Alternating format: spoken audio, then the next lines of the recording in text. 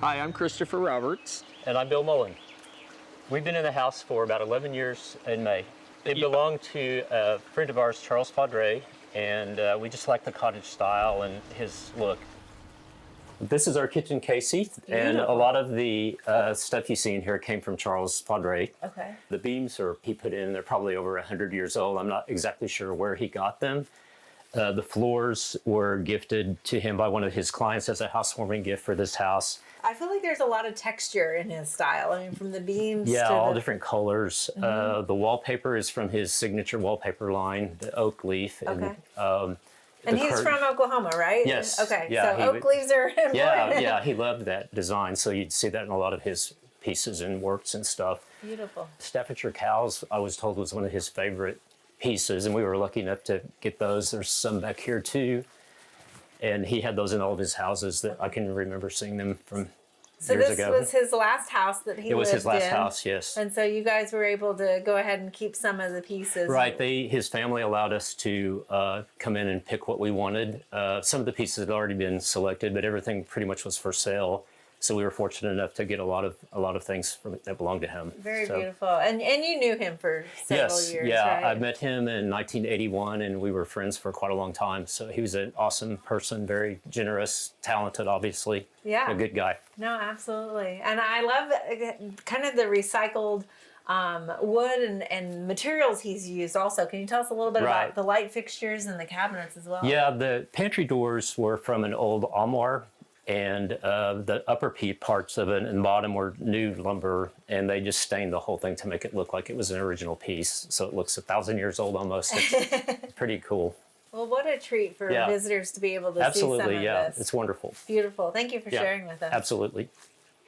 So since the inside was pretty much done to our satisfaction, just a matter of moving in and furniture placement, we took the entire backyard and made it our footprint and project over the last 11 years. We were told that the designer in the 1950s from Philbrick originally designed the yard. We added the patio room and really all the landscaping in the yard except for the larger trees we put in ourselves. I don't think we've left any of the sections untouched. We've added everything where we could, and then some.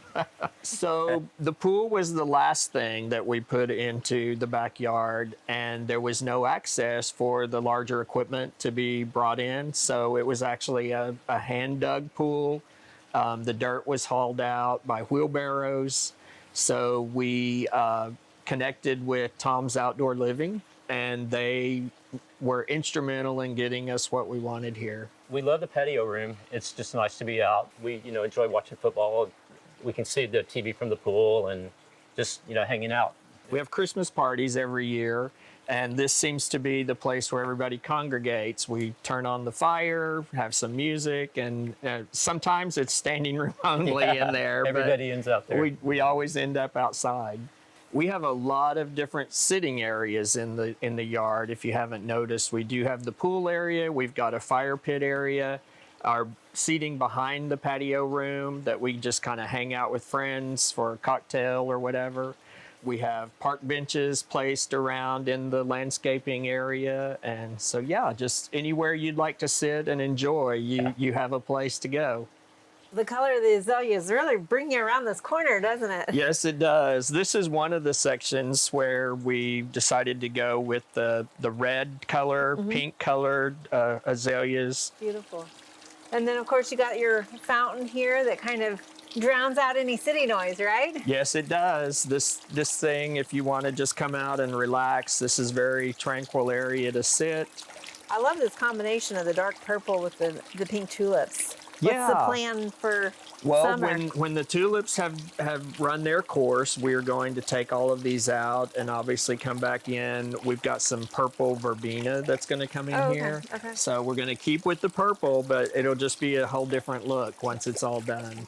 Well, I love the tailored junipers and how you use those kind of as a softened boundary, Yeah, we went with this option just because they're easy to maintain. They do create a cover, a buffer with the fence that you don't even really see.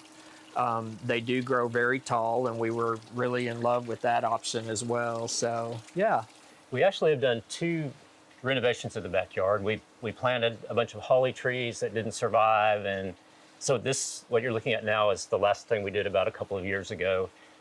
We love the junipers and the azaleas and all the plants. We like the way it blooms kind of in transition through the seasons. I mean, now we're seeing tulips and azaleas. In May, you'll see different colors from all kinds of different other plants that are coming in and being planted. And rose bushes, we have varieties of rose bushes that are now blooming or ready to bloom. So those will be ready to go for the day of the tour.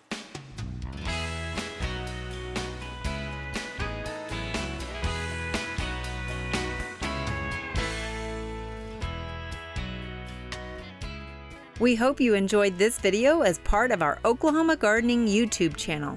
You can also find even more videos on the OK Gardening Classics YouTube channel.